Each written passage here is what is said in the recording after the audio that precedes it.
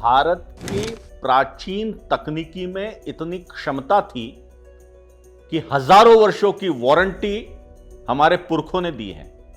पूरे विश्व का सबसे बड़ा प्रार्थना स्थल, सबसे बड़ा मंदिर यहां एक हिंदू मंदिर है। बीजिंग की रचना करने का श्रेय एक हिंदू व्यक्ति को जाता है।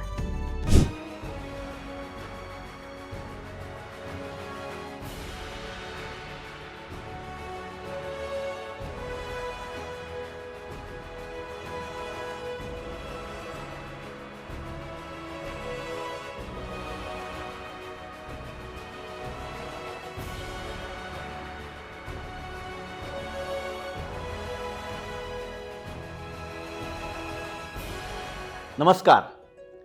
किसी चीज की वारंटी कितनी होती है? 1 वर्ष, 2 वर्ष, 5 वर्ष?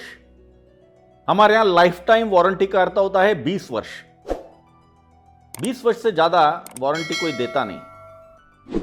लेकिन भारत की प्राचीन तकनीकी में इतनी क्षमता थी कि हजारों वर्षों की वारंटी हमारे पुरखों ने दी है। 1857 में जब भारत में क्रांति युद्ध चल रहा था, उस समय अंग्रेज भारत के उत्तर पश्चिम में रेल लाइन बिछाने का काम कर रहे थे। रेल की लाइन बिछ रही थी। इस रेल लाइन के जो इंजीनियर थे उनका नाम था ब्रुंटन। 2 भाई थे, ब्रुंटन इस सरनेम के। उनके सामने बड़ा प्रश्न था कि रेल की पटरियों के नीचे जो गिट्टी डालते हैं वो कहां से लाए।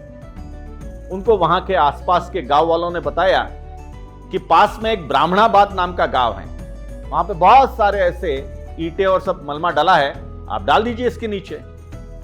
ये गए, उन्होंने देखा कि अनेक ईंटों के टुकड़े और ईंटें वहां पर रखी हुई थी। वे सारी उन्होंने ली और रेल की पटरियों के नीचे डाली। वे हड़प्पा और मोहनजोदाड़ो की ईंटें थी। हड़प्पा और मोहनजोदाड़ो का जो समय है वो 5000 वर्ष से पुराना माना जाता है। हम कल्पना कर सकते हैं 5000 वर्ष से भी ज्यादा समय वे ईंटें पूरे वातावरण में एक्सपोज होती रही। उन्होंने पानी सहा है, धूप सही है और सब कुछ सहा है। उसके बाद भी 5-5.5 हजार वर्ष के बाद भी वे ईंटें अगले 60-70 वर्ष तक लाहौर से मुल्तान वाली रेल लाइन के पटरी के नीचे पूरे रेल को सहारा देने का काम कर रही थी। यह है भारतीय वारंटी। जो ईंटें हड़प्पा और मोहनजोदाड़ो में मिली वे लगभग 15-16 प्रकार की हैं। उन सभी ईंटों का जो रेशो है, लंबाई, चौड़ाई, मोटाई, यह रेशो बिल्कुल समान है, बिल्कुल समान। और जिस पद्धति से वे ईंटें बनी हैं वो लाजवाब है, वो अद्भुत है। कई वर्षों के बाद 12वीं शताब्दी में एक ग्रंथ लिखा गया, मयमतमूला कला शास्त्र। इस मयमतमूला कला शास्त्र ग्रंथ में ये ईंटें बनाने की विधि और इसका रेशो ये दिया है। जो ईंटें हड़प्पा और मोहनजोदाड़ो में मिली वे बिल्कुल वैसी थी।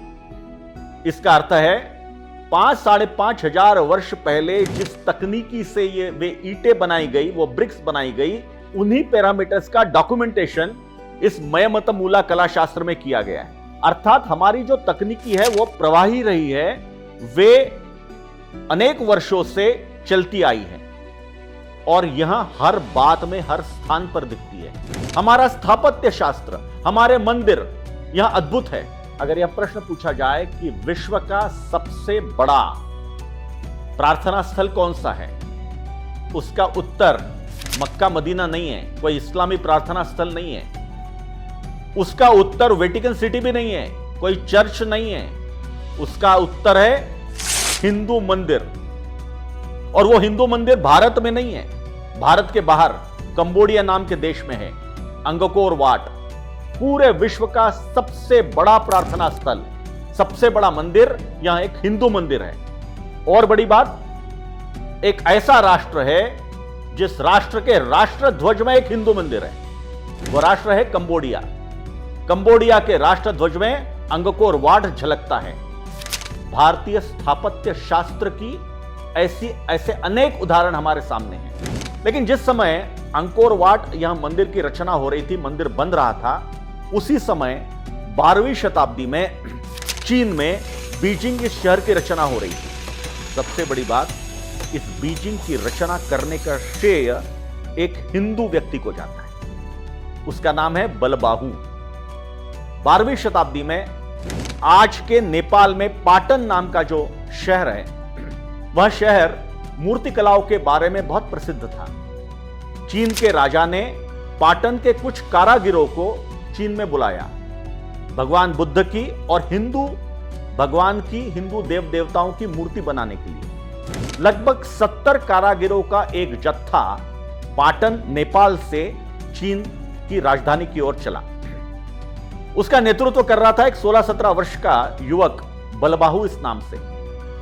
जब चीन में ये पहुंचे तो बलबाहु का आरेखन, बलबाहु की कला देखकर राजा प्रसन्न हुआ चीन का, और उसने बलबाहु को अपने राजवाड़े को बनाने का न्योता दिया।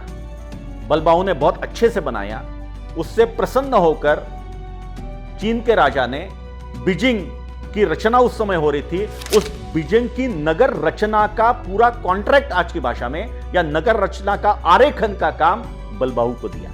आज जो बीजिंग हमें दिखता है, बीजिंग की जो नगर रचना दिखती है, उसका श्रेय अगर किसी को जाता है तो बलबाहु को जाता है।